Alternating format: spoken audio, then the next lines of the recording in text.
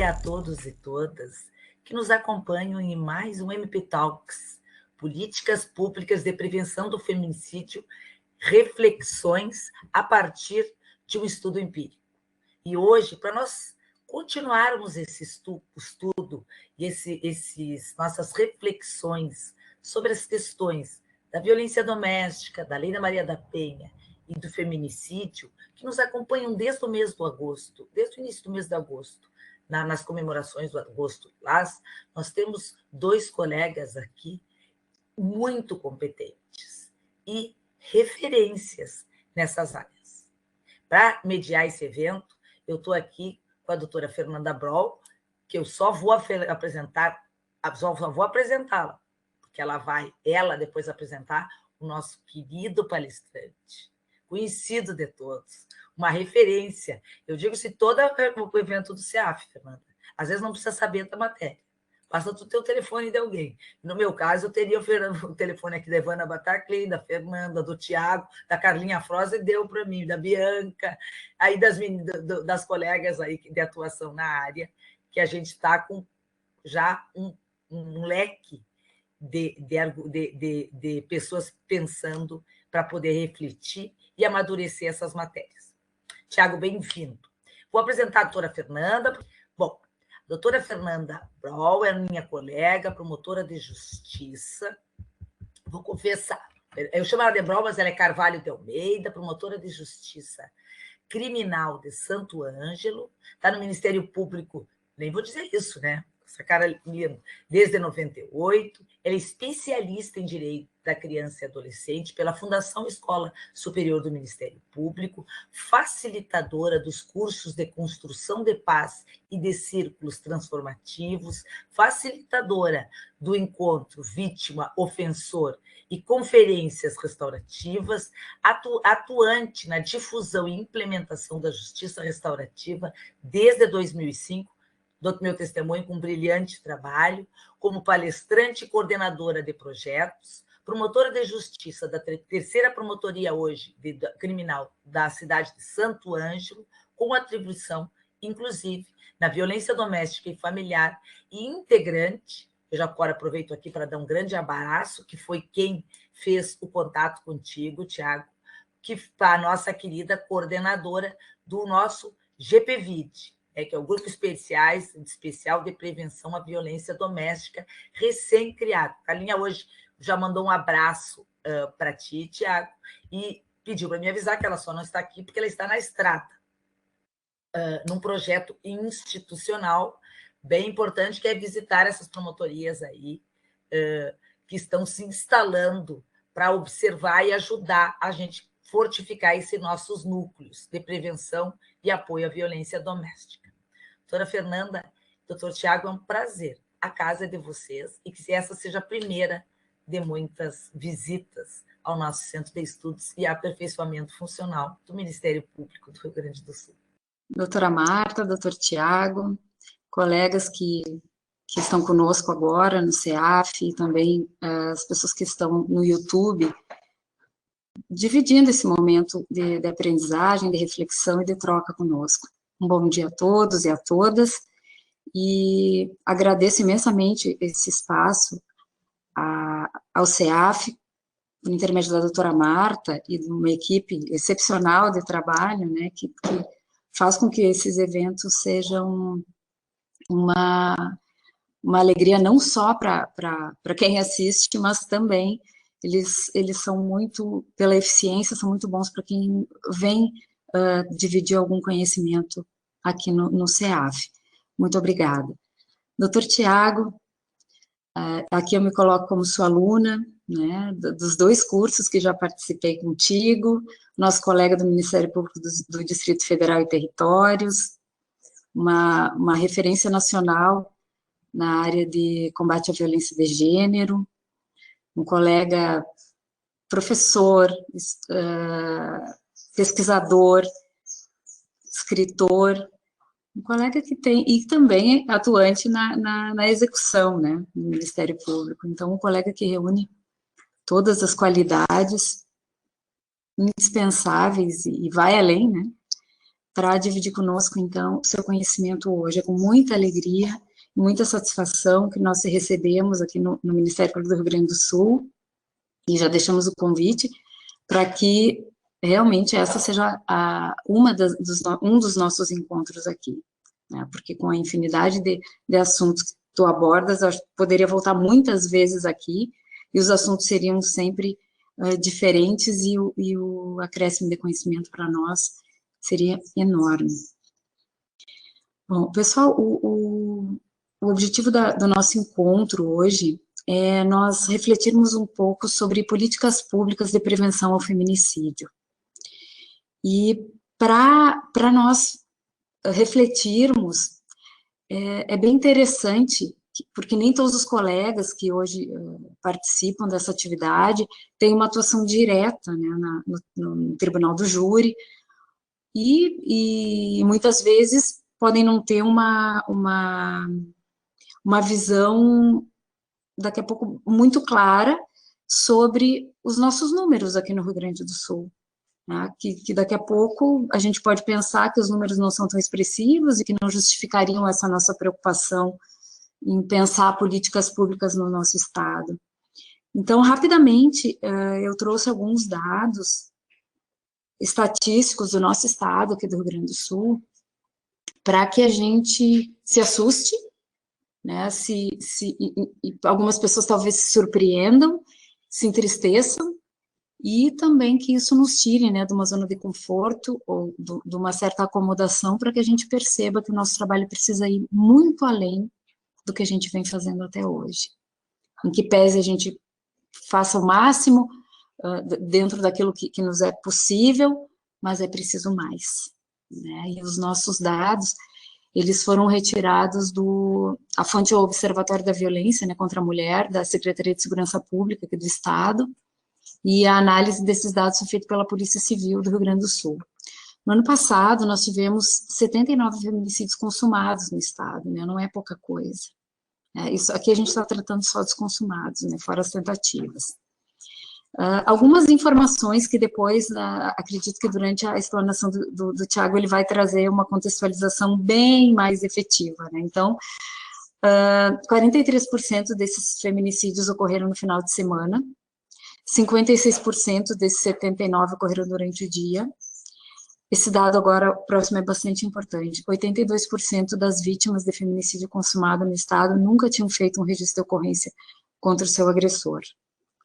82% desses casos ocorreram entre companheiros ou ex-companheiros.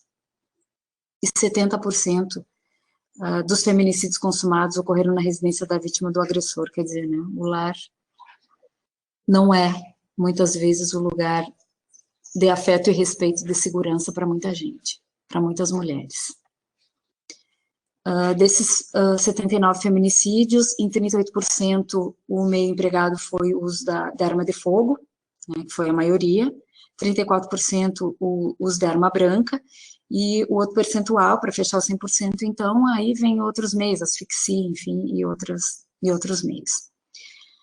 O perfil das nossas vítimas aqui no Rio Grande do Sul, 68% são brancas, e 45% só tem o ensino fundamental. Os agressores, 68% brancos e 63% somente com o ensino fundamental. Quanto às idades, 78% dessas vítimas estava numa faixa etária entre 20 e 50 anos de idade. Agora, um dos dados de extrema relevância aqui.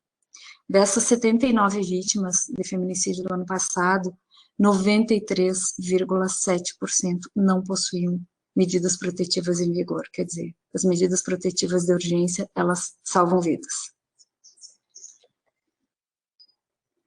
E agora, rapidamente para concluir, os dados deste ano, o que eu consegui acesso foi só até o mês de abril.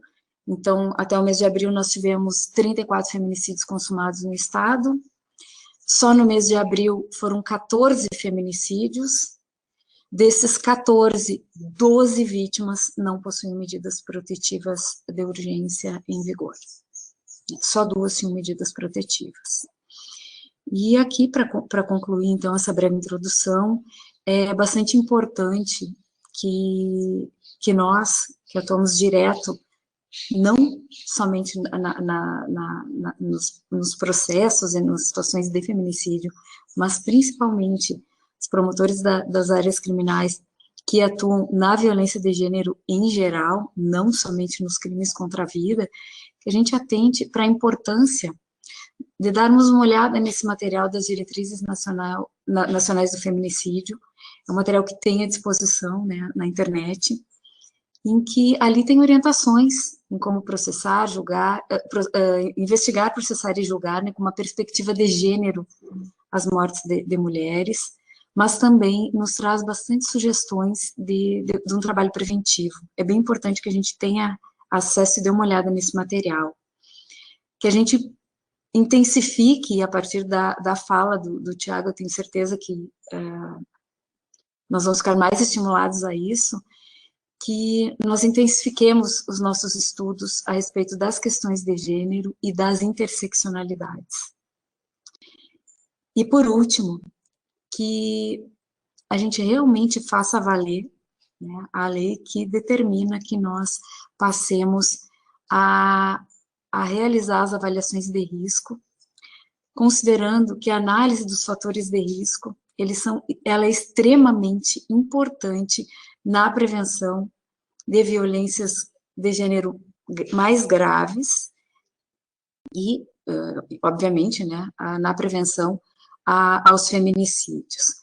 Então, que a gente realmente aproveite esses momentos com o Tiago, que nós consigamos levar para as nossas promotorias, para os nossos locais, né, de atuação, a necessidade de que a atuação em rede, e aí aqui a gente traz, né, na rede de proteção e de atendimento como um todo,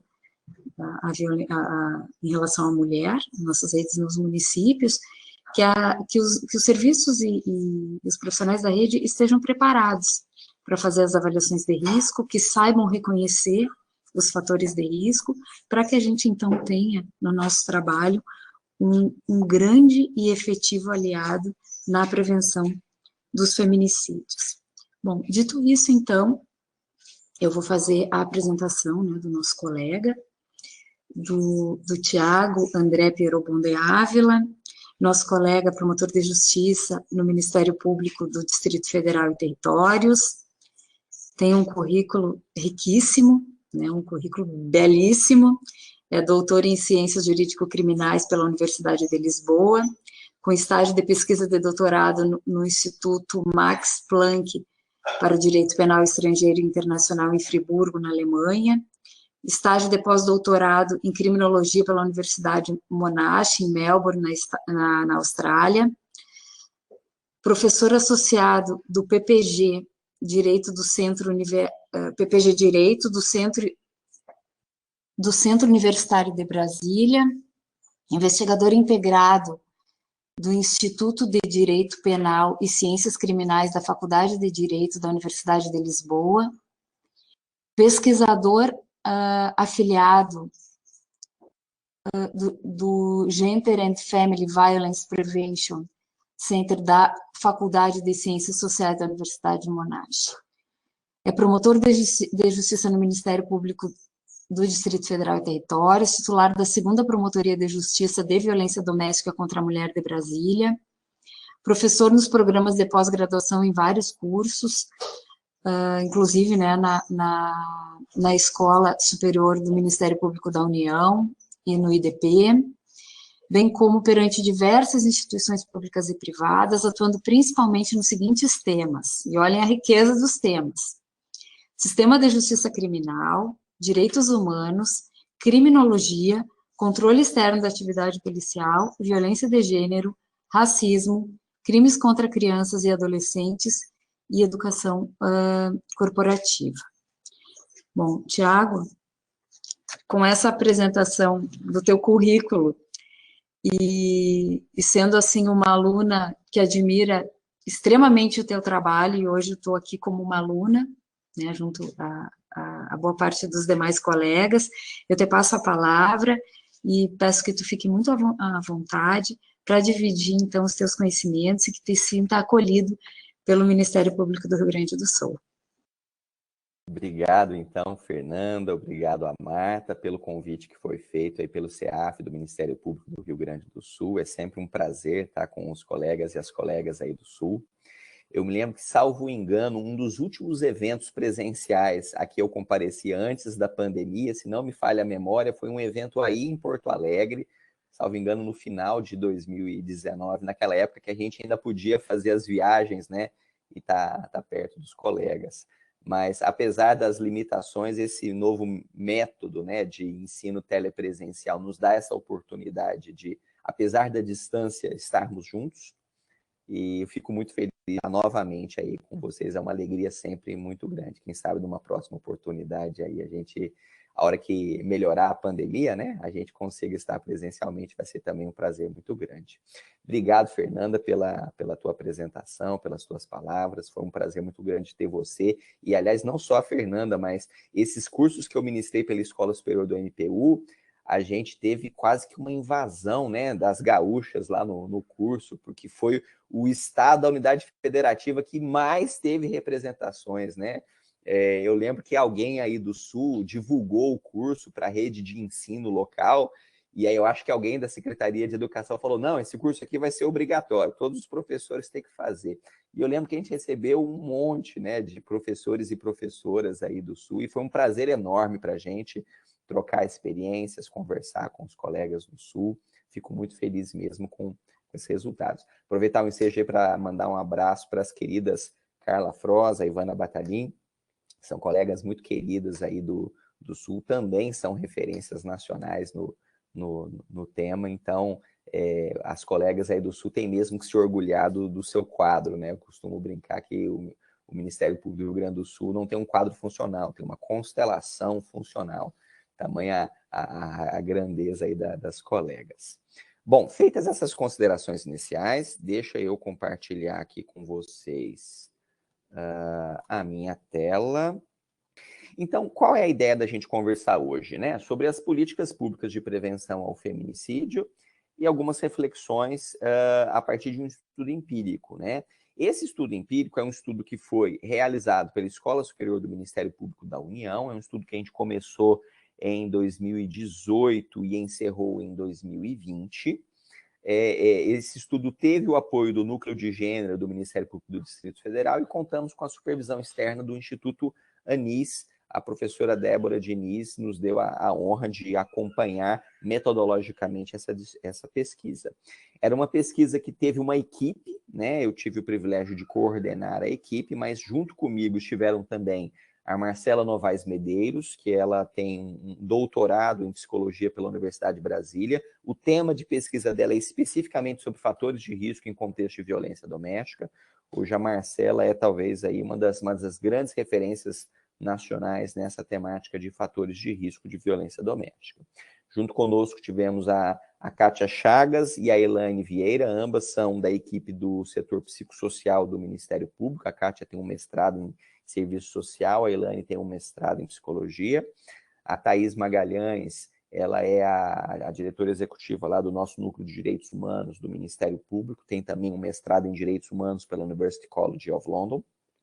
E a Andréa Pazzetto, ela é médica da Rede de Saúde do Distrito Federal, ela coordena o nosso NEPAV, que é o Núcleo de Estudos sobre a Prevenção e Atenção à Violência, e ela foi uma peça-chave aqui na nossa equipe de pesquisa, porque foi ela que possibilitou ter acesso aos prontuários de saúde de ofensores e vítimas e trazer esses dados para a nossa pesquisa. Obviamente, tivemos aprovação prévia do Conselho de Ética, os dados de saúde foram todos anonimizados, mas foi uma parte muito importante da nossa pesquisa. A Andréa tem uma especialização em prevenção à violência familiar pela Fundação Carlos Chagas, se não me falha a memória. Bom, feita a apresentação da equipe de pesquisa, a Fernanda já fez a gentileza de me apresentar. Deixo aqui com vocês só duas indicações. Todos os artigos científicos que eu produzo, eu sempre publico eles nesse meu site aí, no academia.edu. A maior parte das minhas publicações são em revistas, então, revistas Open Access, então depois eu sempre divulgo gratuitamente nesse site, e fica aqui também a indicação do meu Instagram, sempre que eu tenho as palestras, eu estou divulgando lá, e se alguém eventualmente quiser acompanhar, sinta-se à vontade. Vamos então aqui à minha apresentação. Deixa eu colocar o meu cronômetro aqui, porque é sempre bom a gente ter o controle do tempo. Se eu passar do meu tempo, Fernanda ou Marta, por gentileza, tenham a liberdade de me avisar. Então, eu vou apresentar a metodologia dessa pesquisa que foi feita, vou apresentar quais foram os principais resultados que nós encontramos a partir dessa pesquisa, e vou apresentar uma discussão, uma análise crítica sobre como esses resultados da nossa pesquisa dialogam com todo o campo de estudo relacionado às políticas públicas de prevenção e especificamente aplicadas ao campo da violência doméstica e familiar contra a mulher. Então, nós fizemos uma pesquisa sobre os feminicídios aqui no Distrito Federal nos anos de 2016 e 2017, né? Quais eram os objetivos dessa pesquisa? Analisar os fatores de risco presentes nesses feminicídios, analisar quais as possíveis políticas públicas de prevenção primária, secundária e terciária que dialogavam com o perfil criminológico desses casos e como que esses achados poderiam impactar a atuação do Ministério Público em casos de feminicídio e não apenas nos casos de violência doméstica, porque a gente sabe que eles são os antecessores dos episódios de feminicídio, e para além da atuação criminal ou atuação protetiva nas medidas protetivas, pensar também em como que a atuação fiscalizatória do Ministério Público no campo das políticas públicas poderia se beneficiar desses estudos. Foi uma pesquisa com abordagem qualitativa e quantitativa. O ponto de partida da nossa pesquisa foram os processos de feminicídio nesses 2 anos. Nós localizamos ao longo de 2 anos 34 casos que encaixaram no perfil da nossa pesquisa. No ano foi 19, no outro ano foi um pouquinho menos. Alguns casos que não tiveram esclarecimento de autoria não entraram nessa amostra. Outros casos que o sistema de justiça não considerou como feminicídio também não entraram. Depois que a gente fez esse recorte dos processos de feminicídio, a gente fez uma análise longitudinal, ou seja, o que aconteceu da morte para frente, longitudinal progressiva, né? Então, analisando as etapas do processo de feminicídio. Essa é uma parte da pesquisa que eu não vou apresentar hoje, ela dialoga mais com os colegas do Tribunal do Júri, ou seja, o que nós poderíamos fazer para aperfeiçoar a atuação processual dos colegas do Tribunal do Júri. Mas também fizemos uma análise longitudinal regressiva, ou seja, a partir da morte dessas mulheres, nós analisamos dali para trás e fomos ver qual foi o histórico anterior à morte dessas mulheres. Essas mulheres ou esses homens tiveram passagens pelo sistema de saúde? O que nós podemos aprender disso? Essas mulheres tinham registrado ocorrência policial? Como foram os processos dessas mulheres anteriores aos feminicídios? E, portanto, o que nós podemos aprender? Desses 34 casos, só 8 mulheres tinham registrado ocorrência antes do feminicídio. Então, esse achado vai bem na linha daquilo que a Fernanda acabou de trazer agora, que a maioria das mulheres que são vítimas de feminicídio não tinha registrado uma ocorrência antes. Eu vi que a Fernanda trouxe que aí no Sul o percentual foi de 18%. Só 18% das mulheres tinha registrado ocorrência. 82% não tinha registrado ocorrência. No nosso caso aqui no Distrito Federal foi 23% das mulheres que tinham registrado ocorrência, portanto, 77% das vítimas nunca tinham registrado ocorrência. E analisamos os registros de saúde. Também fizemos, para além dessas fontes primárias documentais, entrevistas semi-estruturadas com familiares das vítimas de feminicídios. Então, 21 familiares foram entrevistados, relativos a 19 vítimas, então 2 vítimas, 2 familiares foram entrevistados, para a gente recolher mais informações sobre o perfil socioeconômico dessas vítimas, os fatores de risco que estiveram presentes e, portanto, o que poderia ter sido feito para evitar essas mortes, né? Tínhamos um questionário com vários tópicos, a equipe de pesquisa ela era multidisciplinar, então esse talvez é um ponto importante na metodologia da pesquisa. Não é possível pesquisar sobre violência doméstica contra a mulher olhando só a partir de um campo do conhecimento. A violência contra a mulher, por definição, ela é uma área de atuação multidisciplinar. Então, eu preciso de visões do direito, da psicologia, do serviço social, da teoria dos direitos humanos, da sociologia, da antropologia. Quanto mais visões eu conseguir cercar o fenômeno, mais chance eu vou ter de realmente enxergar bem aquilo que aconteceu. E depois, com a ajuda de um estatístico, tivemos aqui uma análise estatística multivariada. Bom, o ponto de partida da nossa análise é o reconhecimento de que as políticas públicas de prevenção elas podem ser categorizadas em 3 níveis: prevenção primária, secundária e terciária. Antes de eu entrar aqui na palestra de hoje, a Fernanda e a Marta me falaram: Thiago, por favor, fale lá do seu livro. Eu corri lá, atualizei meu slide e coloquei essa imagem aqui. Esse é um livro que eu tive o prazer de publicar, na verdade, de co-organizar em parceria com a Vânia Pazinato, o Bruno Machado, são 2 colegas fantásticos, também referência nas áreas de violência contra a mulher e dos estudos de criminologia. Fizemos uma coletânea tentando mapear, naquele momento, esse livro é de 2019, as principais pesquisas que até então nós tínhamos na temática de políticas de prevenção e estruturamos a apresentação do livro nesses 3 eixos, né? Prevenção primária, secundária e terciária. Em síntese, prevenção primária é aquela prevenção que atua na raiz do problema, na causa do problema, e, portanto, está endereçada a todo o grupo populacional. É aquela prevenção que a gente coloca em prática para evitar que aconteça o problema.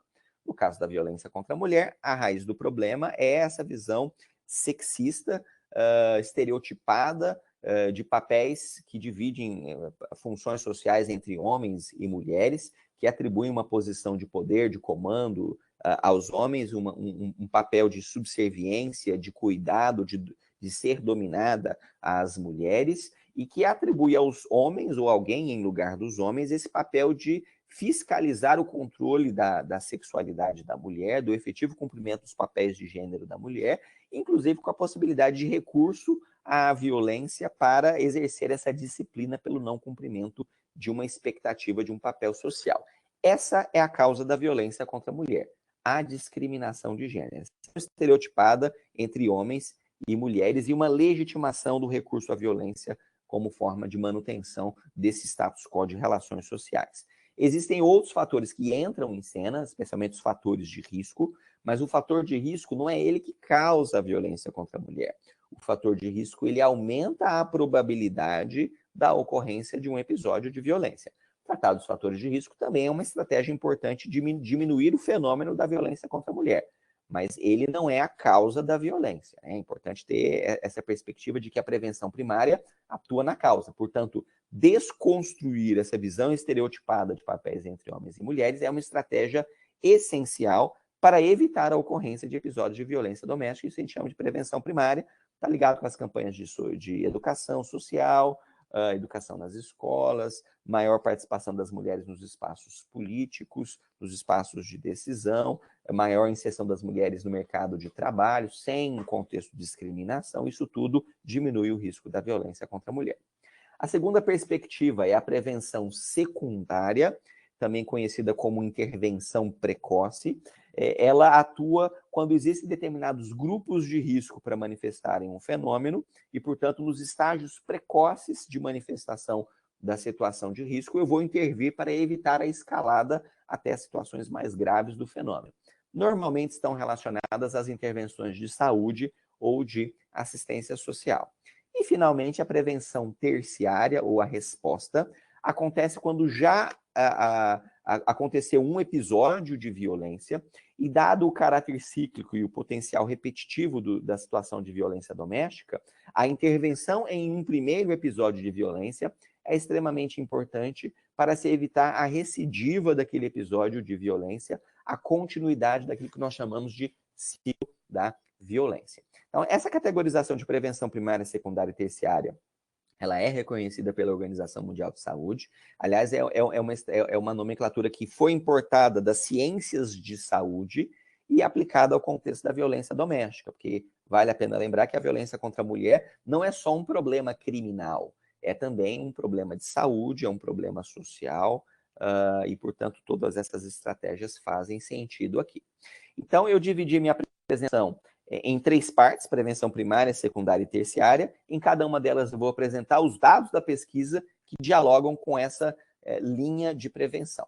Então, na linha da prevenção primária, né, qual é o perfil criminológico dos casos de feminicídio. Então, qual é o vínculo entre a mulher e o ofensor? E aí, só lembrando, né? Como o recorte inicial da nossa pesquisa foram processos que estavam alimentados no sistema da polícia, no sistema do Ministério Público, no sistema do Judiciário, com a incidência penal de feminicídio, isso já traz um primeiro viés da nossa pesquisa.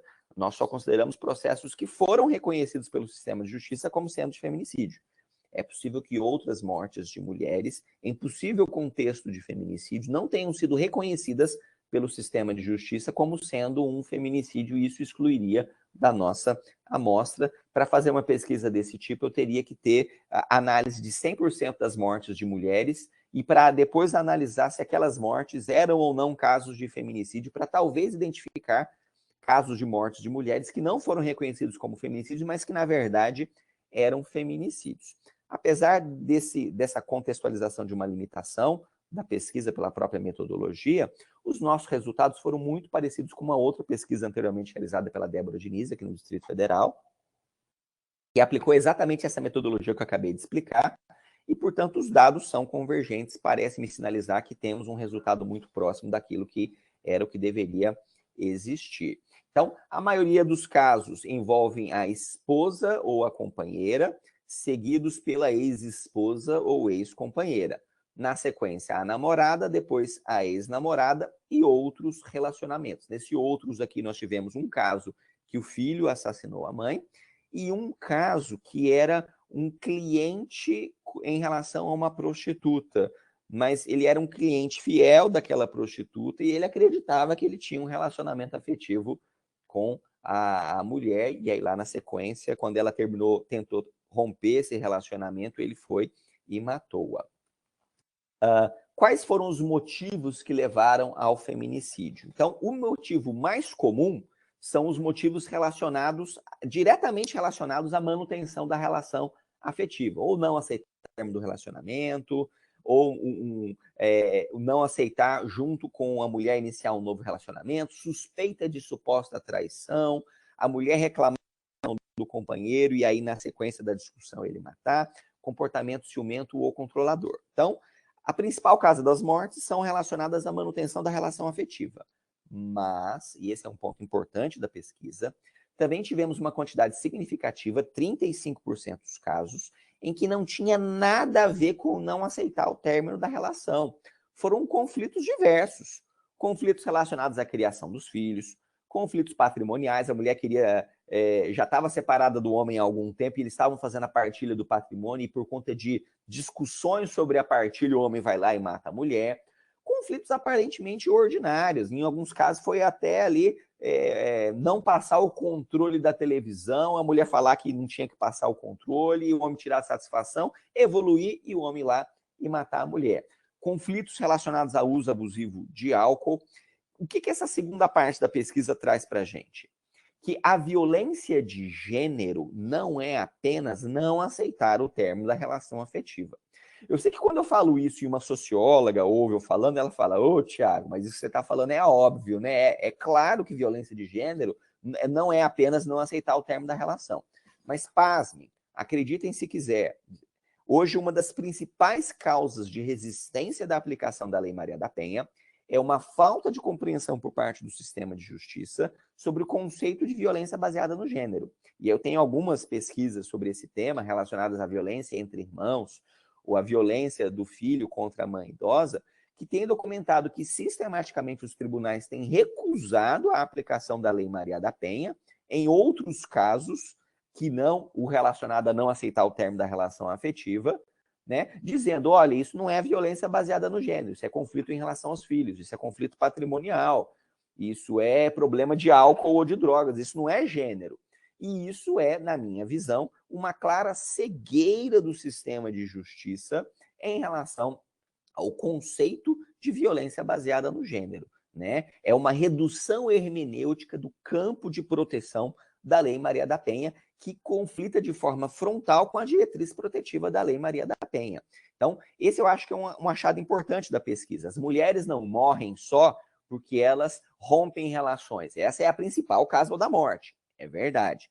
Mas as mulheres também morrem por outros conflitos derivados da relação familiar, derivados da relação doméstica. E eu não posso subestimar o potencial letal desses outros conflitos. A Lei Maria da Penha também existe para proteger as mulheres desses outros conflitos. Então, eu acho que esse é um achado importante para tentarmos mudar essa tendência restritiva dos tribunais, inclusive, em certa medida, com algum respaldo do STJ, porque o STJ falou que os juízes têm que analisar se no caso concreto era ou não era violência baseada no gênero, e ultimamente o STJ não está nem querendo mais conhecer de recurso especial discutindo esse tema, porque ele vai falar, agora isso aqui é questão de prova. Se o TJ disse que não tinha provas de violência baseada no gênero, quem sou eu, o STJ, para dizer que tinha? E com essa jurisprudência, né, vários casos de violência de filhos contra as mães, de irmão contra a irmã, de tio contra a sobrinha, que mora dentro da mesma casa, tudo isso está sendo retirado da Lei Maria da Penha,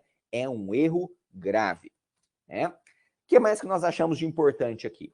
88% das vítimas dos casos, o agressor tinha praticado atos de controle coercitivo antes, em 61% dos casos tinha histórico de violência física antes do feminicídio, em 55% dos casos, alguém já tinha presenciado a violência, um filho, um familiar. Em 64% dos casos, o agressor já tinha praticado a violência contra outros familiares da vítima. Mas só em 23% as mulheres tinham registrado ocorrência policial.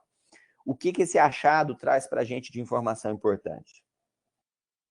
E outro dado importante que eu não coloquei nesse slide. Em 100% dos casos, havia algum tipo de violência antes do feminicídio, nem que fosse, pelo menos, uma violência psicológica, um ato de ofensa moral, um controle coercitivo, uma perseguição. Então, o que esse achado nos indica? Primeiro, a violência, o feminicídio, ele não é um ato isolado. Ele é o ápice de um contínuo de violências. As mulheres sofrem diversos episódios de violência e lá no final acontece o feminicídio. Inclusive com pessoas da família presenciando a violência e muitas vezes não tomando nenhuma providência para ajudar essa mulher. Né? Segundo ponto importante, a maioria das vítimas de feminicídio, apesar de estarem sofrendo atos de violência, relutavam em registrar ocorrência policial. Né? Então, isso me traz também um possível gancho em relação à importância de nós incentivarmos as mulheres a pedirem socorro quando estão experimentando atos de violência. E mais, incentivarmos campanhas de conscientização social para que sejam reconhecidas as diversas formas de violência. Em 61% dos casos era violência física, mas nos outros 38% dos casos era violência psicológica que essa mulher estava sofrendo. E apesar dela sofrer violência, ou ela não reconhecia que estava em situação de violência, ou apesar de reconhecer que estava, ela não tinha coragem suficiente para pedir ajuda. E mais um ponto importante, muitas dessas mulheres não vão estar dispostas a entrar numa delegacia de polícia para registrar a ocorrência, por todo o receio relacionado a como ela vai ser tratada no ambiente policial e depois no ambiente de justiça, se ela vai ter a sua demanda atendida ou não, se ela vai ser recriminada, se vai ser revitimizada. Então, se muitas mulheres relutam em registrar a ocorrência policial, também é uma estratégia importante eu abrir outras portas para essa mulher pedir socorro. Né? E aí entram os centros especializados de atendimento à mulher, a Casa da Mulher Brasileira, enfim, como o CRAS, o CREAS, como outras portas importantes para essa mulher saber que se ela estiver numa situação de violência e ela ainda não está com coragem de ir para a delegacia, que ela pode pedir socorro em outros espaços. Né? 20% dos ofensores já tinha registros de ocorrência por violência doméstica, ou com essa companheira, ou com uma companheira anterior. Em relação ao perfil socioeconômico dessas vítimas, a gente achou muito claramente a informação de que a maioria das vítimas era de um perfil socioeconômico mais baixo. Então, 39% praticamente aqui das vítimas eram empregadas domésticas, seguidas de comerciárias, aposentadas, donas de casa, manicure, trabalho informal, auxiliar de limpeza, enfim. Normalmente, informações num ponto mais de precarização.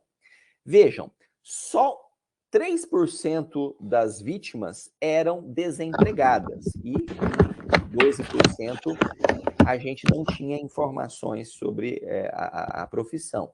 Então, isso desmistifica aquela ideia de que todas as vítimas de feminicídio, ou a maioria delas, eram totalmente dependentes do ofensor. Não, a maioria das vítimas trabalhava. Mas se a gente olhar na sequência qual era a renda delas e qual era a renda do ofensor, a gente vai ver que a renda do ofensor sempre é muito superior à renda da vítima. Portanto, apesar da vítima trabalhar e ter alguma independência econômica, a participação do ofensor na casa era significativa. E isso muitas vezes prende as mulheres, não uma dependência total, mas uma dependência parcial de uma colaboração econômica.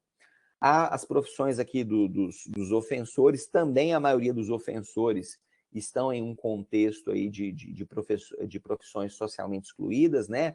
Pedreiro, aposentado, auxiliar de limpeza, empresário, vendedor ambulante, auxiliar de montagem.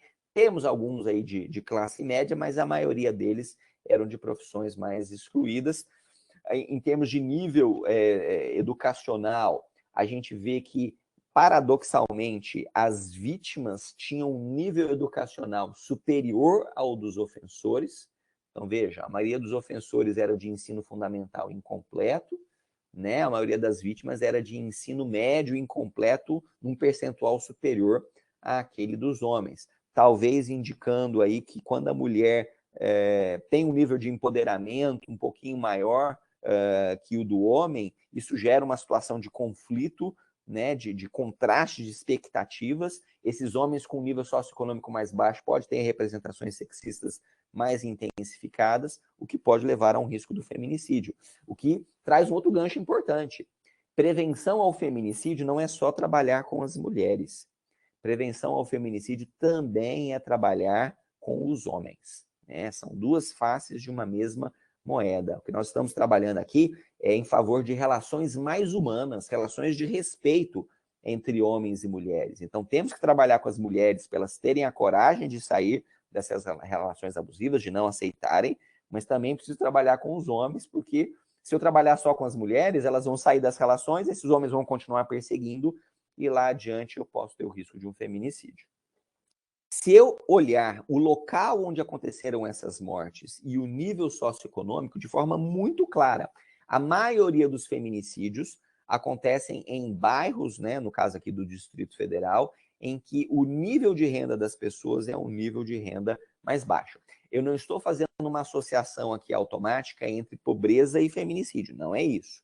Eu estou fazendo uma associação entre exclusão social, entre denegação de direitos, entre falta de presença do Estado nesses territórios de exclusão, portanto, menos acesso à educação, menos acesso à saúde, menos acesso à assistência social, menos acesso a campanhas de conscientização social, e, portanto, a ausência do Estado significa um risco maior de escalada de episódios potencialmente letais. Mesma coisa aqui no salário, as vítimas claramente tinham salários bem inferiores àqueles dos seus ofensores. Depois eu posso deixar os slides. Aliás, só fazendo um parênteses, essas duas pesquisas que eu estou, essa pesquisa que eu estou apresentando aqui hoje, já temos 2 artigos publicados em revistas científicas, eu disponibilizei para a equipe do CEAF esses 2 artigos, que na sequência eles podem compartilhar com as participantes e os participantes, né? Se a gente analisar aqui o perfil étnico-racial das vítimas e dos ofensores tinham uma quantidade muito grande sem informação. Nas vítimas eu recupero as informações, porque a hora que ela morre tem um laudo cadavérico. Lá do laudo cadavérico eu extraio a raça, a cor delas. E de forma muito clara, né? 65% das vítimas aqui no DF eram pardas, 6% eram brancas. Se eu comparar esse dado com a população de mulheres do Distrito Federal, o censo aqui do DF, a gente vai ver que tem uma hiperrepresentação de mulheres pardas na população que sofreu feminicídio. Eu vi o dado da Fernanda, ela deu o dado que aí no Rio Grande do Sul, a maioria das vítimas são brancas, salvo engano, 62%. Mas esse dado isolado não é suficiente para a gente compreender o fenômeno. É importante, além disso, eu comparar com a população. Porque ainda que a maioria das vítimas no Sul sejam brancas, eu tenho certeza que vocês vão achar os dados de que na população do Rio Grande do Sul, na população de mulheres, especialmente, eu tenho mais mulheres brancas do que só 62, o que indica que normalmente as estatísticas todas são assim. Fica o dever de casa aí, talvez, para o pessoal do Sul avançar nessa investigação. Mas o fato importante é, ser negra aumenta o risco de vir a sofrer violência doméstica e de vir a sofrer o feminicídio. Isso é um indicativo de que, para além de pensarmos só no gênero, precisamos pensar nos outros fatores de vulnerabilidade que se intersectam com o gênero, né, chamadas interseccionalidades. E a raça, no contexto decolonial brasileiro, é um fator essencial para a gente compreender o fenômeno da violência. Pessoas negras, de forma geral, sofrem muito mais violências do que pessoas brancas. E as mulheres negras sofrem violências pelo fato de serem mulheres e violências pelo fato de serem negras. E isso aumenta o risco do feminicídio. Em síntese, para fechar esse primeiro bloco aqui das políticas de prevenção primária, quais são os achados importantes? Primeiro, todos os feminicídios acontecem por representações sexistas. E essa, aliás, é a principal justificativa da criminalização do feminicídio. É mostrar que esse homicídio é diferente dos outros homicídios. Essas mulheres estão sendo mortas pelo fato de serem mulheres. E isso sinaliza a importância de políticas públicas de prevenção primária destinadas a desconstruir esses papéis sexistas. Ações educacionais em escolas, campanhas sociais, inserção das mulheres nos espaços de poder.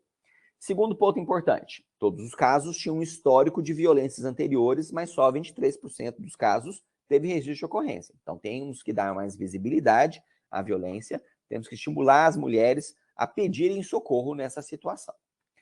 A maioria dos casos foram presenciados por alguém, mas em poucos casos esses terceiros intervieram. Então, campanhas que estimulem terceiros a intervir no contexto de violência doméstica pode ser também uma estratégia importante de prevenção primária.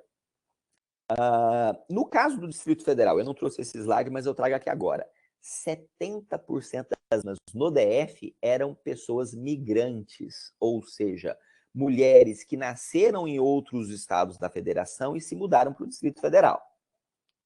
E aqui entra um dado interessante. Apesar das estatísticas de feminicídio no Brasil e no mundo terem uma certa convergência sobre alguns padrões que são comuns, nós nunca podemos deixar de levar em consideração que existem especificidades locais que devem ser levadas em consideração. Então, aqui no DF é muito comum esse fenômeno das pessoas migrantes, porque na década ali de 90, teve um estímulo muito grande a que pessoas viessem de outros estados para o Distrito Federal. As pessoas distribuíam lotes aqui de graça para pessoas que vinham de outras regiões. A maioria delas vieram da região Nordeste, mas de algumas outras regiões também. Então, esse é um dado importante no contexto específico do Distrito Federal, né? Temos uma população de pessoas migrantes fortes no DF. Essas pessoas, quando vêm ao DF, normalmente elas vêm sem conexão com os seus familiares, a família fica no estado de origem, então ela chega aqui sem uma rede de apoio social. Isso é um fator de risco para essa mulher vir a sofrer feminicídio. E aí eu comparei, né, com o censo da população, mais ou menos 50%, se não me falha a memória agora, da população do Distrito Federal são de pessoas que vieram de outros estados, mas 70% das vítimas, ou seja, tem uma hiperrepresentação de mulheres migrantes. Portanto, no contexto do DF, eu posso afirmar, ter nascido num outro estado e morar no DF é um fator de risco de feminicídio, porque a nossa pesquisa sinaliza essa hiperrepresentação. Isso sinaliza, no campo das políticas de prevenção primária, a importância de se fomentar essas redes de apoio para pessoas que estão em situação de migração. Talvez aí no Rio Grande do Sul, o problema não seja pessoas que nasceram em outros estados do Brasil, talvez aí vocês sejam as imigrantes, né? Imigrantes do Uruguai, da Argentina, do Paraguai, da Bolívia. Não conheço aí a fundo a realidade do Rio Grande do Sul. Cada estado tem a sua especificidade. Talvez lá no Amazonas, no Pará, sejam as mulheres ribeirinhas, as mulheres das florestas, as mulheres indígenas. Enfim, cada local tem a sua especificidade, por isso que é importante nós construirmos políticas públicas de prevenção baseadas em evidências, fomentarmos pesquisas que compreendam a realidade local para que eu possa individualizar né, as políticas públicas à necessidade. A maioria das vítimas tinham profissões precarizadas, portanto, a importância da inclusão social das mulheres como um todo, como estratégia de prevenção do feminicídio. E havia uma hiperrepresentação de mulheres e também de ofensores negros, portanto, promoção da igualdade racial, desconstrução desses estereótipos raciais também tem impacto importante na prevenção das violências contra as mulheres de forma geral. Vamos para a segunda análise aqui, que são as políticas de prevenção secundária. Já falei meia hora, vamos correr. O que a gente tem de importante para analisar aqui? Quando nós fomos olhar os prontuários de saúde das vítimas e dos ofensores, nós vimos que 47% das vítimas e 73% dos ofensores já tinham tido algum tipo de passagem pelo sistema de saúde relacionada à violência interpessoal, né?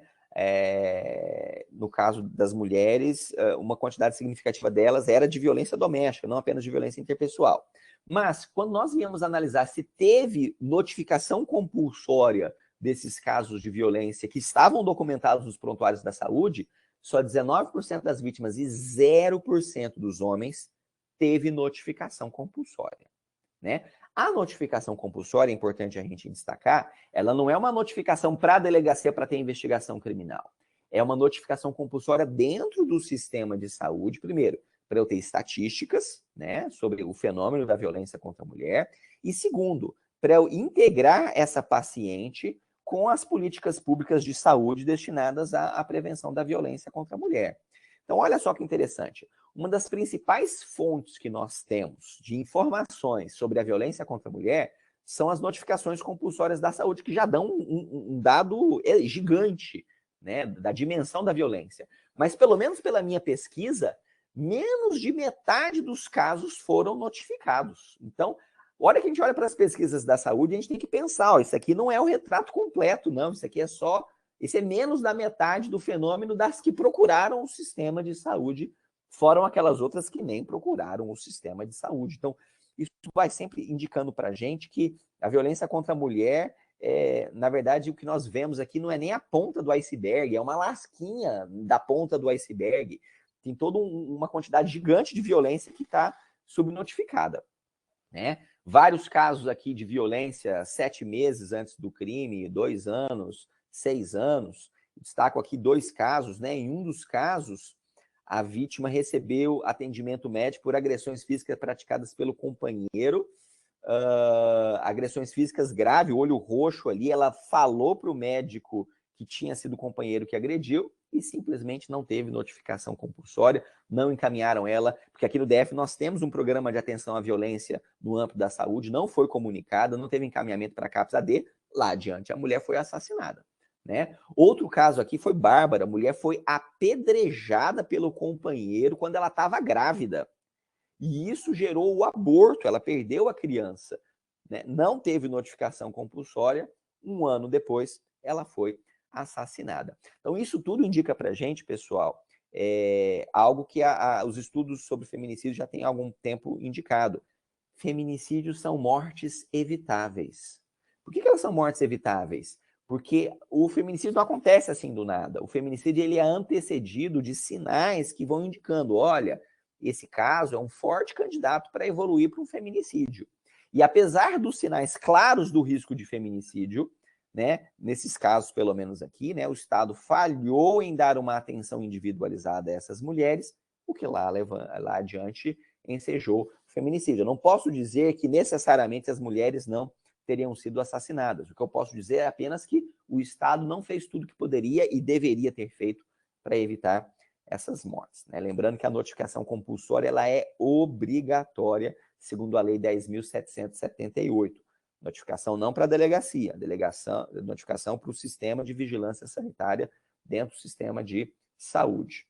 Então, o que poderia ser feito para nós avançarmos nesse tema? Então, primeiro, os profissionais de saúde precisam ser mais bem capacitados para identificarem casos de violência e para saberem da obrigação legal de notificarem esses casos de violência. Então, formação continuada dos profissionais de saúde, enfermeiras, enfermeiros, técnicos de enfermagem, médicos, psicólogos, assistentes sociais, dentistas, né? Caso o envolvimento do dentista e dos ortopedistas é muito importante, porque normalmente esses são os profissionais que têm uma maior chance de lidar ali com os episódios, né? Novas estratégias de busca ativa e de engajamento dessas vítimas. Nos poucos casos em que houve notificação compulsória, nem todas as vítimas se engajaram nos programas de prevenção. E, portanto, disseminar o uso dos instrumentos de avaliação de risco no âmbito da saúde é também uma estratégia aqui importante, né? E, por último, né, ter uma maior consolidação da rede de atenção às mulheres em situação de violência, portanto, envolvendo ali todos os atores do território local em conhecer o funcionamento da rede e efetivamente se engajar. Talvez aqui a estratégia de saúde da família, né, de atenção primária à saúde, aquela que visita os domicílios, que acompanha ali na base a saúde, tenha um papel importantíssimo em serem envolvidos nas políticas de prevenção à violência contra a mulher. Outro achado interessante é que, como eu disse, praticamente 3/4 dos ofensores tinham passagens pela saúde com episódios de violência e nenhum deles teve referência a algum programa preventivo. Hoje, nós trabalhamos com os programas de intervenção, programas reflexivos com homens autores de violência contra a mulher. Mas, normalmente, esses programas eles são estruturados só no âmbito da prevenção terciária. Quer dizer, é depois que já tem um processo criminal instaurado, que lá na justiça alguém vai encaminhar esse homem para fazer uma reflexão. O que a pesquisa nos sinaliza é que é importante nós pensarmos também nesses programas de reflexão com homens, não apenas na perspectiva terciária, mas na perspectiva secundária. Eu precisava ter campanhas educativas, campanhas de conscientização, ligar a televisão e ver lá uma propaganda de um serviço de reflexão para homens, e dizendo: homem, antes de você dar uma surra na mulher, antes de você perder a sua família, você está percebendo que você está com primeiros comportamentos aí agressivos, procure ajuda, procure um programa de reflexão. Eu não tenho que deixar esse programa só depois que o homem já deu uma surra na mulher. Ele tem que acontecer para evitar que aconteça a escalada da violência. Então, essa é uma estratégia também importante. Saúde materno-infantil, a nossa pesquisa teve dados importantes que uma quantidade significativa das mulheres sofreram violências durante a gestação ou no pós-parto. Muitas delas iniciaram relacionamento afetivo ainda na adolescência, então quer dizer, um casamento ou uma união estável, né? Jovem demais, especialmente quando tem uma diferença de idade em relação ao ofensor, é um fator de risco. E, portanto, né, pensarmos em envolver a saúde materno-infantil nas estratégias de prevenção à violência contra a mulher também é uma estratégia importantíssima no âmbito das políticas de prevenção secundária. Álcool e drogas, todos conhecemos, né? Há várias pesquisas que sinalizam a influência de álcool e drogas na escalada do risco, não na causação, mas na escalada do risco da violência contra a mulher, né? A nossa pesquisa aqui documentou que 24% das vítimas e 61% dos ofensores tinham problemas relacionados ao uso abusivo de álcool ou drogas, e especificamente no momento da prática do feminicídio, 35% dos ofensores estavam sob influência de álcool ou drogas no momento em que ele praticou o feminicídio. Então, isso sinaliza de forma muito clara que temos que ter uma atenção mais intensa às políticas de atenção à saúde mental, e o CAPS-AD é o principal equipamento da rede de saúde para essa intervenção. Dou aqui um exemplo para vocês de um dos casos. Em um dos nossos casos, o ofensor, uma semana antes, ele recebeu um atendimento médico por intoxicação alcoólica. Ele estava passando muito mal por ter ingerido demais, deu entrada lá no postinho de saúde, não teve nenhuma referência dele nem para CAPS-AD, nem para nenhum programa de prevenção à violência, e na semana seguinte ele foi lá e matou a mulher. Então, pensar em intervenções preventivas de álcool e drogas também é uma estratégia importante. A questão da saúde mental e do suicídio, né? Uma quantidade significativa de ofensores já estava falando em se suicidar e depois praticaram um feminicídio, e em 15% dos nossos casos aconteceu aquele fenômeno do feminicídio seguido do suicídio. O homem mata a mulher e, na sequência, se suicida. E é claro que ninguém quer que ninguém perca a vida, nem a mulher perca e nem o homem perca, dentro de uma perspectiva humanista mais ampla. Isso não é um resultado de nada positivo. Então, pensar na saúde mental desses homens também é uma estratégia importante para evitar a escalada de episódios de feminicídio. A questão dos contextos situacionais foi um outro achado importante, né? Como eu disse antes, 100% das vítimas já tinham sofrido alguma violência. Essas relações, elas duraram, em média, 5 anos, as relações entre o ofensor e a vítima. Mais da metade dos casos aconteceu ali de sexta para domingo. 68% deles foi de noite ou de madrugada. Em 62% a vítima tinha acabado de se separar, ou pelo menos falou que queria se separar. E aí, nesse contexto da separação, normalmente nos finais de semana e à noite, é que acontecem os feminicídios. Normalmente é na casa da vítima, ou na casa comum, ou na casa só da vítima.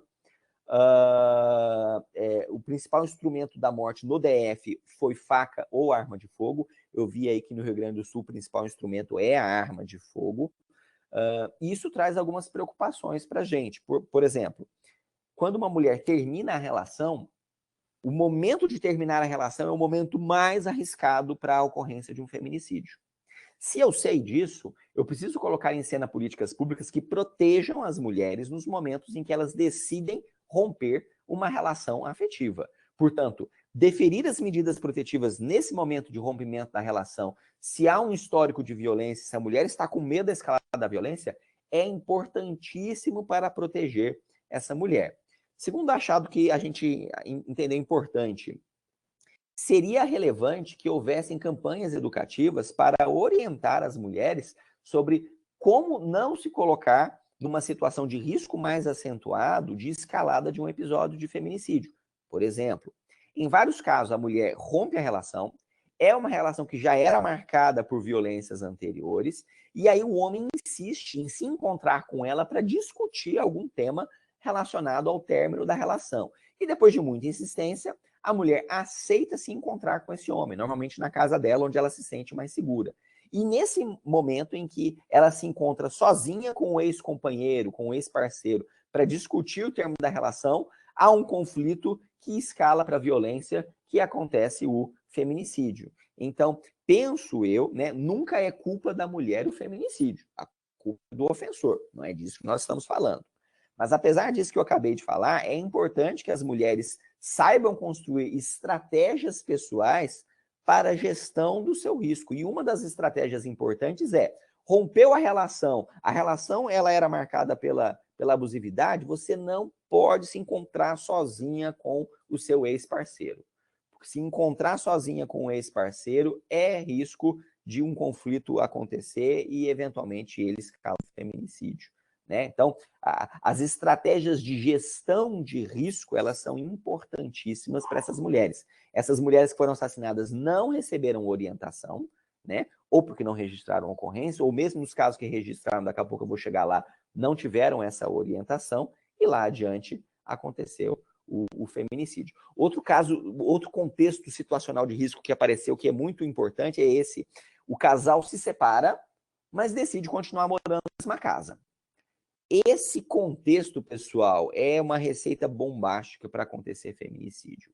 Se separou, a relação era conflituosa, não pode ficar morando na mesma casa. Separou, separa de verdade, cada um vai tocar a sua vida. Se tiver que vender a casa e dividir, que faça isso. Mas morar na mesma casa, o casal separado, num contexto de conflitos abusivos, é um risco gravíssimo de eventual escalada para o feminicídio. Então, a importância aqui de construção de planos de segurança, maior capacitação das polícias militares para reconhecerem esses contextos situacionais e saberem construir os planos de segurança. E aí, o último ponto aqui da minha intervenção com vocês, já falei 44 minutos, é a análise longitudinal regressiva dos itinerários processuais anteriores aos feminicídios. Ou seja, lembra aqueles 23%, aqueles 8 casos que as mulheres tinham registrado ocorrência? Então, a gente foi analisar o que aconteceu com esses processos anteriores e o que eventualmente a gente pode aprender para evitar outras mortes, né? Como a Fernanda já colocou, registrar uma ocorrência e receber uma medida protetiva de urgência é um fator de proteção importante. A maioria dos feminicídios não acontecem na vigência das medidas protetivas, acontecem sem medidas. Mas alguns poucos casos acontecem nesses contextos. E aí, o que a gente pode aprender em termos de intervenção das medidas protetivas, da integração do sistema de justiça com a rede e da eventual intervenção punitiva sobre esse agressor, como funciona essa rota crítica dessa mulher pelos serviços.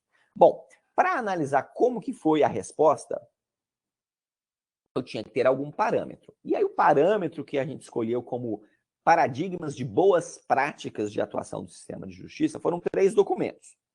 O primeiro documento são as diretrizes nacionais de investigação criminal com perspectiva de gênero. Esse é um documento que foi elaborado em 2016, numa parceria conjunta da Senasp, do Ministério da Justiça, da SPM na época, a COPEVID, né, do Grupo dos Promotores de Violência Doméstica, e teve um subsídio do Programa Eurosocial do Sistema da União Europeia. Esse é um trabalho que eu tive na época o privilégio de coordenar a adaptação de um protocolo ibero-americano ao contexto brasileiro pela COPEVID, eu estava à frente, teve outros parceiros também. Então, esse é um documento importante, né? Recomendo a leitura desse documento, porque ele traz aspectos práticos de como que deveria ser uma atuação da polícia e do Ministério Público, tendo perspectiva de gênero e pensando especificamente na atuação dos juizados de violência doméstica contra a mulher. Um outro documento importante são as Diretrizes Nacionais de Feminicídio da ONU Mulheres. Esse é um projeto que teve, na época, a participação muito importante da Vânia Pazinato na adaptação também de um modelo interamericano ao contexto brasileiro. É um documento que dialoga, em primeiro lugar, com a atuação do Tribunal do Júri, das promotorias do júri, mas tem uma possível aplicação importante para o juizado de violência doméstica. Por quê? Porque ele trata tanto do feminicídio consumado como do feminicídio tentado. E na tentativa de feminicídio, há todas as estratégias de proteger a vítima sobrevivente, né, a sobrevivente, elas podem ser replicadas no âmbito da atuação dos juizados de violência doméstica. E o outro documento que a gente também levou em consideração foram as diretrizes distritais, aqui do Distrito Federal, de investigação criminal com perspectiva de gênero. É um documento que foi produzido pelo Ministério Público do Distrito Federal, adaptando as diretrizes nacionais ao DF, portanto, aos serviços do Distrito Federal, à estrutura que existe no DF. É um documento que a gente fez com uma maioria de participação de promotores. Vários promotores participaram dessa oficina de adaptação, eu tive na época o privilégio de coordenar, mas também chamamos a Polícia Civil, também chamamos o Judiciário, Defensoria, parceiros ali atuaram em conjunto conosco. O que a gente aprendeu dessa análise regressiva, do histórico antes do feminicídio? 8 casos, né? A maioria dos casos aconteceram num período de até 9 meses após o término do relacionamento afetivo. Então, isso vai naquele ponto, né? Romper a relação é um fator de risco. Mas também tivemos casos de vários anos após o término da relação, um conflito que vinha se arrastando ali há muito tempo e que lá na frente aconteceu o feminicídio. Um dos casos foram 7 anos depois do término da relação e um conflito desgastado ali. Eles moravam na mesma casa com um conflito, o homem não queria sair da casa, e aí o homem foi lá e matou a mulher um belo dia. Então, um belo dia não, um dia muito triste. Enfim, então esses nomes são fictícios, não são os nomes verdadeiros. Então isso traz uma informação importante. Temos que dar atenção ao momento do término da relação. As medidas protetivas de urgência devem ter um prazo de vigência suficiente a proteger essas mulheres que estão rompendo relações afetivas. Em alguns casos, até anos após o término da relação, essa mulher ainda vai precisar de proteção. Segundo, né, dado importante que a gente achou. Muitas vezes essas mulheres pediam socorro e as medidas protetivas eram indeferidas. Quando as medidas eram indeferidas ou quando elas eram levadas a uma audiência para falar, nossa, ela tem certeza que quer processar esse homem, enfim. Quando elas não eram acolhidas, a gente percebeu na nossa pesquisa que depois desse episódio, elas continuavam sofrendo violências, mas elas não denunciavam as violências que estavam sofrendo. E lá adiante, ela veio a sofrer o feminicídio. Por outro lado, em outros casos, quando a mulher denunciava da primeira vez e ela era acolhida pelo sistema de justiça, isso fomentava com que ela continuasse denunciando os próximos episódios de violência. Então, esse é um dado importante. A frustração de uma expectativa de acolhimento da mulher pelo sistema policial, pelo sistema de justiça, leva essa mulher a se fechar, a não confiar mais no sistema e não denunciar novos episódios, e lá na frente isso pode escalar para um feminicídio. Por outro lado, a gente achou um dado aqui que é preocupador, né? Em alguns casos, foi exatamente a movimentação de um processo civil ou criminal contra o ofensor que gerou uma situação de estresse no relacionamento que funcionou como um gatilho para a escalada da violência. Então, em muitos casos, a gente percebeu que o homem ele recebia a intimação de um processo numa semana e na semana seguinte ele ia lá e praticava o feminicídio. Então, esse é um ponto importante da gente pensar também. Não basta só eu falar para as mulheres, denunciem, né? Mulheres, não aceitem a violência, peçam as medidas protetivas, entrem com processo na vara de família para se separar. Porque, às vezes, movimentar o processo, se eu não integro isso com outras políticas de prevenção, só isso pode ser um fator estressor, pode ser um gatilho para a escalada da violência. Então, eu tenho que estimular as mulheres a denunciar, mas eu tenho também que me preocupar em como essas mulheres vão ser acolhidas, em quais vão ser as políticas de prevenção que eu vou associar a essa denúncia da violência, para que eu não esteja, eventualmente, aumentando o risco dessa mulher sofrer um episódio letal. Então, não basta estimular a denúncia, eu tenho que acolhê-la de forma adequada. Na nossa pesquisa, 3 mulheres foram assassinadas enquanto elas estavam com as medidas protetivas. Então, a gente foi analisar o que aconteceu com essas mulheres para elas terem sido assassinadas exatamente no momento em que elas estavam com as medidas protetivas. Então, primeiro dado, em todos esses casos que a mulher estava com a medida protetiva de urgência, o ofensor não tinha sido intimado. 2 dados importantes. Quando o ofensor é intimado da medida protetiva de urgência, aparentemente há uma redução do risco da escalada. Segundo dado importante, precisamos pensar em mais agilidade para intimar esses ofensores das medidas protetivas de urgência, né? Segundo dado importante, em nenhum desses casos, a mulher estava sendo acompanhada pela Patrulha Maria da Penha, que aqui no Distrito Federal se chama Programa Provid da Polícia Militar do DF. Então, outro dado importante, as patrulhas Maria da Penha, aparentemente, tem um papel importantíssimo em reduzir o risco de feminicídio, porque nenhum dos casos estava tendo acompanhamento. E nós já temos há vários anos aqui esse projeto no DF. Terceiro ponto importante, em nenhum desses casos, para além das medidas protetivas, houve a integração com os serviços da rede local de proteção às mulheres, né? Os acompanhamentos psicossociais para as mulheres, para os homens, construção de planos de segurança. Em um caso só, o caso foi encaminhado para uma instituição religiosa para fazer uma intervenção, um grupo de casal religioso, claramente não funcionou, a mulher foi assassinada. Em um dos casos teve um encaminhamento para um CAPS-AD e não acompanharam depois o que aconteceu, a pessoa não se engajou e lá adiante teve o feminicídio, né? Em um dos casos teve uma medida protetiva de urgência que proibiu o agressor de se aproximar a menos de 10 metros da vítima. Era um caso que eles moravam na mesma casa, claramente não foi suficiente, o homem foi lá e matou a mulher. Em 3 casos, e esse é um dado interessante, a mulher foi ameaçada para arquivar o processo, a mulher foi marcada uma audiência de retratação, a mulher compareceu, se retratou, o sistema de justiça aceitou a retratação da mulher e lá na frente ficou esclarecido que quando ela pediu a retratação, ela já estava sendo ameaçada para se retratar. Então, vem um outro dado importante. As audiências do artigo 16 da Lei Maria da Penha tem que tomar um cuidado especial com essas audiências, que muitas vezes as mulheres estão se retratando porque elas estão com medo do ofensor, estão sendo ameaçadas, estão em situação de risco. E essa retratação pode lá adiante evoluir para um feminicídio, né? Em um dos casos, a mulher se retratou porque ela queria ajudar o companheiro a superar o vício do álcool e lá na frente esse companheiro matou ela.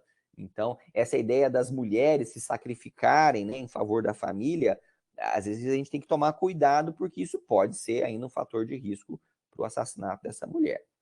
Alguns desafios, então, né, nessa análise regressiva. Primeiro, falta de protocolos do sistema de justiça para ter uma adequada integração com a rede de serviços.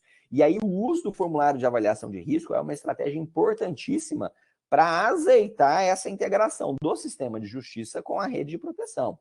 Os poucos casos que teve encaminhamentos não teve engajamento e não teve busca ativa, apesar de já estar documentado que eram casos de risco gravíssimo. Então, precisamos pensar, talvez, aí em estratégias, né, de busca ativa, pelo menos para os casos de risco muito grave, né?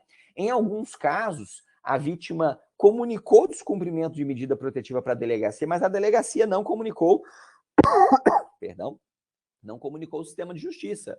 E ali, alguns dias depois, a mulher foi assassinada.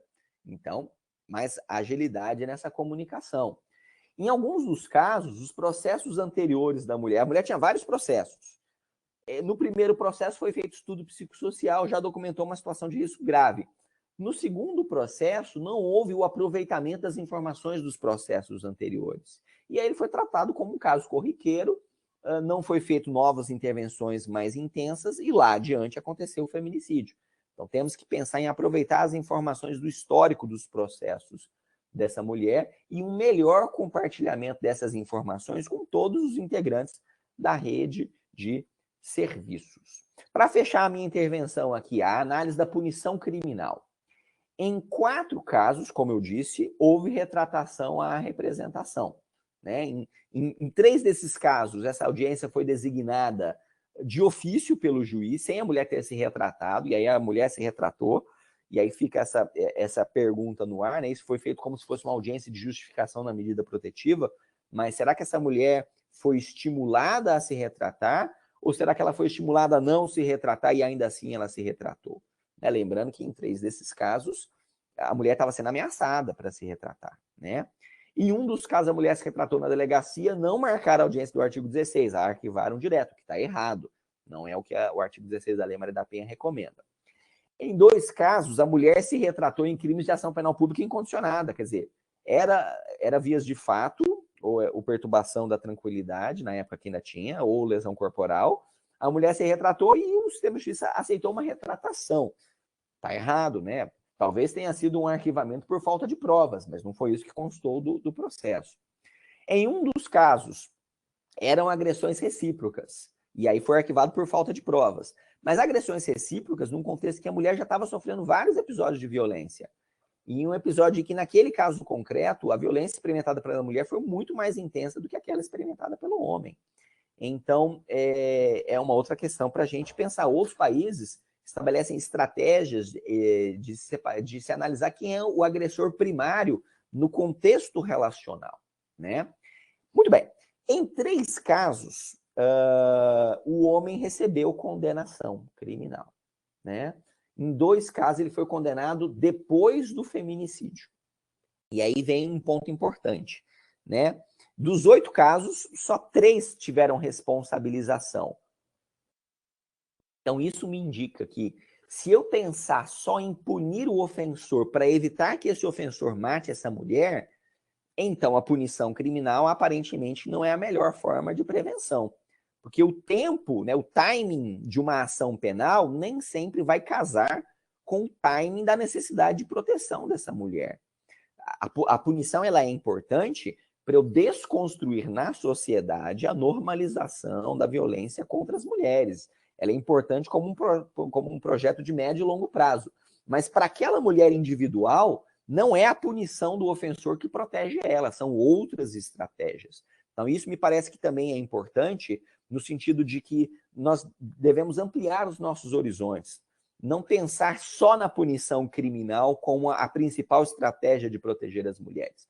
Punição criminal é importante, mas para aquela mulher específica ali, eu tenho que pensar para além da punição, tenho que pensar nas medidas protetivas de urgência, tenho que pensar nas políticas públicas de prevenção primária e secundária também, né? Então, conclusões, não só pensar na condenação criminal, pensar para além dessa intervenção punitiva. Mas, apesar de tudo isso que eu coloquei, eu trago um outro dado importante. Nos 2 anos que nós analisamos aqui, o Sistema de Justiça do DF recebeu 27 mil inquéritos policiais relacionados a feminicídios.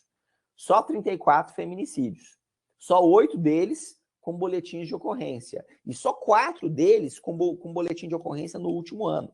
Ou seja, só 0,01% dos boletins de ocorrência evoluíram para feminicídio num período de 1 ano. O que me parece ser claramente um indicativo de que registrar a ocorrência policial, pedir uma medida protetiva, é uma estratégia importante para proteger as mulheres.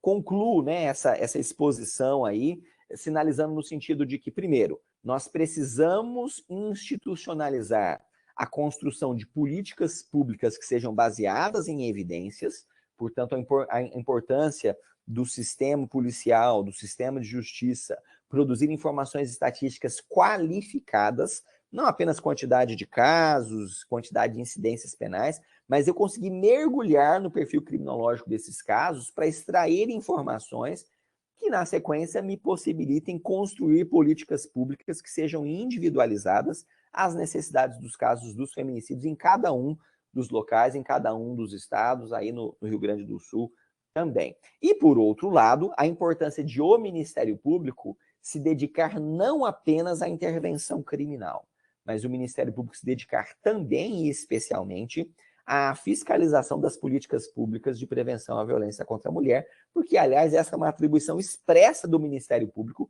lá no artigo 26 da Lei Maria da Penha, ou seja, em requisitar as intervenções dos serviços de proteção nos casos individualizados, portanto, uma postura ativa do Ministério Público em promover o engajamento daquela vítima, daquele caso individual, com os serviços de proteção, né? E também de o Ministério Público fiscalizar todo o conjunto de políticas públicas de prevenção, uma atuação bem mais ampla na concretização dos direitos das mulheres. Algo que me parece que é importantíssimo num contexto de pandemia em que nós já temos várias pesquisas documentando que estão aumentando os casos de violência contra a mulher e, por outro lado, um sucateamento das políticas públicas de prevenção, uma drenagem dos recursos orçamentários para essas políticas, em todos os níveis, né? Não estou individualizando nenhum deles, em todos os níveis, federal, estadual e municipal, há uma tendência nesse sentido, né, de backlash, de avanços nesse tema.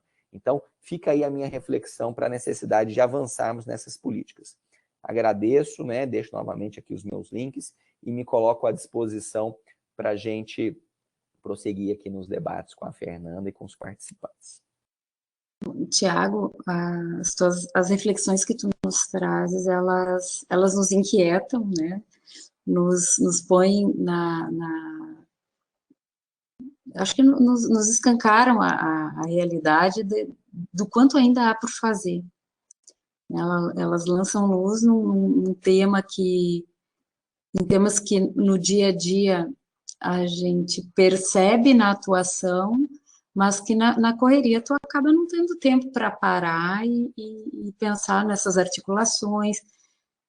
E esses momentos em que nós percebemos experiências de outros colegas que conseguem fazer isso nos estimula e nos mostra que é possível.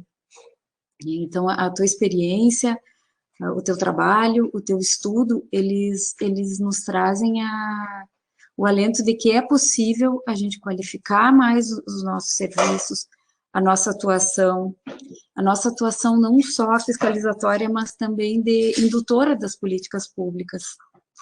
Então, eu tenho, assim, muito a te agradecer por essas contribuições, e é o início de uma interlocução aqui contigo, um início pós-pandemia, né, porque tu já tinha alguma interlocução conosco aqui, para que realmente a gente consiga construir um trabalho mais qualificado do Ministério Público do Rio Grande do Sul nessa área, porque a gente sabe que todas essas consequências da violência de gênero, elas podem ser percebidas em boa parte das demais promotorias, na Promotoria da Infância e Juventude, nas demais promotorias criminais, na saúde, enfim, são problemas que acabam tendo uma repercussão bem mais ampla do que só uma atuação criminal, né, nos permitiria. Nós tivemos uma pergunta de uma das pessoas que e que assistiu, no momento em que tu falava sobre a motivação dos feminicídios, lá no início da tua explanação. E o questionamento é no seguinte sentido: se seriam todos os feminicídios motivados por pretensão da manutenção da dominação masculina e da estrutura de poder do homem sobre a mulher? Fica à vontade para responder. Perfeito. Então, essa pergunta é importante, porque é exatamente isso que eu estava falando. Então, apesar da maioria dos feminicídios, acho que era 65%, estarem diretamente relacionados ao homem não aceitar o término de uma relação, né, a ele manter a relação, os outros 35% eram outros conflitos. Mas se eu colocar uma lupa nesses conflitos, eu sempre vou encontrar como pano de fundo que sustenta, né, o conflito e a escalada dele para o feminicídio, a manutenção de relações de poder entre homens e mulheres. Então, eles estão sempre ligados àquela perspectiva de que o homem dentro da casa, ele é a autoridade. E que se alguém desafia essa autoridade do homem, ele se vê como legitimado a impor a sua vontade à força com o recurso da violência. E se ainda assim ele não consegue impor a sua vontade à força, ele vai escalando na violência até chegar no feminicídio. Então, o pano de fundo sempre é esse: ou é o controle da sexualidade da mulher, ou é uma imposição da autoridade masculina sobre a mulher. Sempre é uma questão de gênero. Agora, o problema é que quando o judiciário, de forma geral, né, esbarra nessas situações, aí o juiz, e às vezes até com a concordância do promotor, vai falar: olha, isso aqui não é violência baseada no gênero, isso aqui é um conflito patrimonial. Eles estão discutindo a herança, né? São dois irmãos discutindo a herança, não tem nada de gênero. Mas como que não tem nada de gênero? Se o que está por trás é exatamente a ideia de que se o irmão acha que a partilha que ele propõe é a partilha correta e a irmã não aceita, esse irmão tem o direito de ir lá e ameaçar, tem o direito de ir lá e bater, tem o direito de ir lá e matar ela. Então, isso também é gênero. Por quê?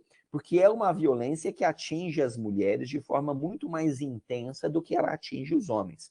Não é apenas uma questão quantitativa de mais mulheres sofrerem esse tipo de violência.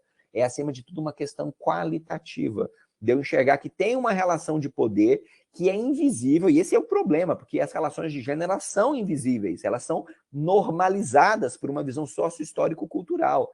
E aí é o desafio. Eu peço para o judiciário enxergar o invisível, o judiciário não enxerga, o MP não enxerga, a polícia não enxerga, o sistema de justiça não enxerga, e aí as mulheres são denegadas o direito de proteção, porque não conseguiram perceber que havia uma relação de gênero em todos esses casos. Muito obrigada pela tua explicação, e eu quero registrar a manifestação de vários assistentes e colegas aqui são via interna do Ministério Público, fazendo elogios às tuas manifestações, à tua fala, agradecendo, excelentes as tuas pontuações. Nós contamos também com a presença da nossa subprocuradora para assuntos da gestão, a Carol Vaz, que antes ocupava, né, o posto que hoje é ocupado pela Marta, e fazendo um agradecimento e menção extremamente positiva ao trabalho que foi desenvolvido aqui hoje.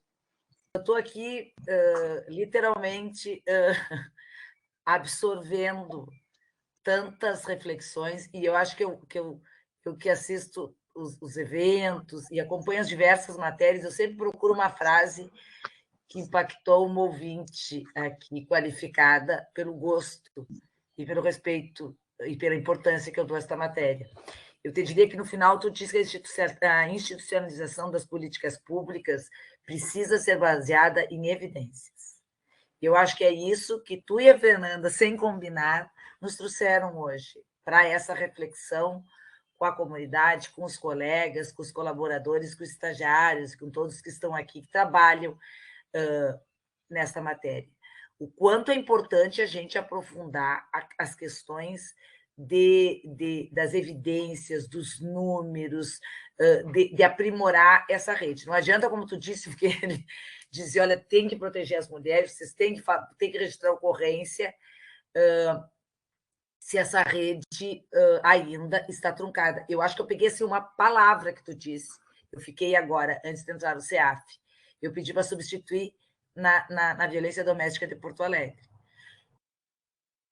Eu tenho 30 anos de Ministério Público, mas eu não estava preparada para a violência doméstica. Hoje, como ela funciona dentro de um sistema judicial e dentro do sistema que ela está posto. Eu fiquei impactada. Eu fui na corregedoria porque eu fiquei impactada com tudo, com o que era trabalhar na violência doméstica na atualidade, na contemporaneidade de hoje. E aí o meio que me falou assim, ó, coisas básicas, como intimar o agressor da medida protetiva. Só eu, 2 meses que eu fiquei ali, nós tivemos assim uns desdobramentos em cada promotoria, com cada júri, com cada juiz, com o plantão. Então, se aprofundou nesse conhecimento, que possa, de alguma maneira, a gente conseguir fazer chegar ao dia a dia dos colegas, a atuação dos colegas. Acho que a Fernanda também sintetizou, e eu sei o quanto ela é dedicada, o quanto ela, ali ao CEAF, ela nos é cara, e o quanto ela nos auxilia sempre que precisa, e tudo, né? E aí ela disse assim, mas às vezes no dia a dia a gente para de pensar e a gente só não pode parar de acreditar que pode mudar. Né? Então, eu peço que vocês deem a palavra final. Tiago, obrigada pela tua generosidade, pela humildade com que tu divide teus conhecimentos. Eu imagino a dedicação que tu deve ter a isso, né? Porque, além de toda essa dedicação profissional, nós somos seres humanos também fora daqui, nós temos família, nós temos filhos, e eu já vi lá no teu Instagram que tu tem tudo isso também. Apesar de genial profissionalmente, é um ser humano, né, como todo mundo, até nem parece, né, porque é uma produção tão profícua que eu não sei como é que tu tem tempo para fazer tudo isso. Ontem até mencionei isso aqui em casa, eu digo, eu olho esse material do nosso palestrante da manhã e fico pensando, eu acho que ele não dorme, o dia para ele tem 48 horas, eu não sei bem como é que funciona isso, assim, é genial. Mas eu admiro muito a humildade e a forma generosa com que tu compartilha toda essa tua produção. Não é qualquer pessoa que faz isso. Então, olha, obrigada pela tua humanidade, pela tua bondade conosco, e isso nos estimula a querer fazer melhor, a entregarmos um trabalho melhor para a sociedade, né, que é a nossa destinatária final, para que a gente possa viver dias mais belos, mais felizes, com menos agressão e mais paz, né, mais tranquilidade. Muito obrigada, Marta, pelo espaço, muito obrigada a Carlinha, que pelo GPVid, né, junto contigo, organizou toda essa sequência, né, de conversas e de reflexões. Obrigada aos colegas que estão nos ouvindo, nos assistindo, que a gente possa, né, se unir de uma forma muito efetiva para cada vez melhorar mais o nosso trabalho aqui no Ministério Público do Rio Grande do Sul. Muito obrigada, um bom dia a todos. Obrigado aí novamente a Fernanda, a Marta, pelas palavras de vocês. Eu acho que são momentos como esse que compensam toda a dedicação que a gente tem em outras oportunidades, né? Para mim é um prazer enorme estar compartilhando essas ideias com os colegas, saber que aquilo que a gente faz é um trabalho muitas vezes um pouco solitário, né? Esse trabalho de pesquisar e escrever.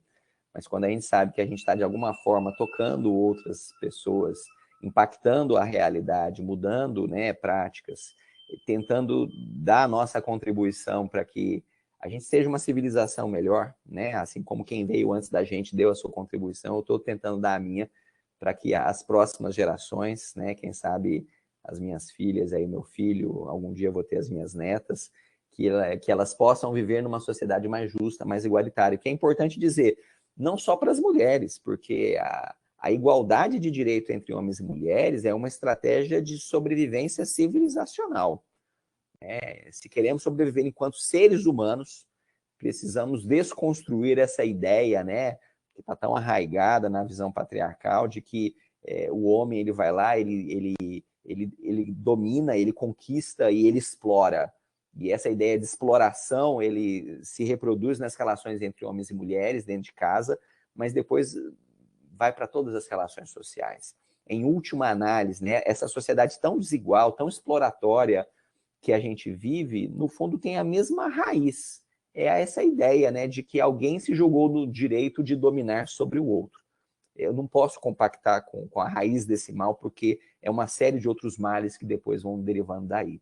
Então, fico feliz, obrigado pela oportunidade, estou à disposição aí para a gente conseguir discutir, continuar discutindo, quem sabe em outros eventos mais adiante. É um prazer sempre estar com as colegas aí do Sul. Abraço para todo mundo, até uma próxima.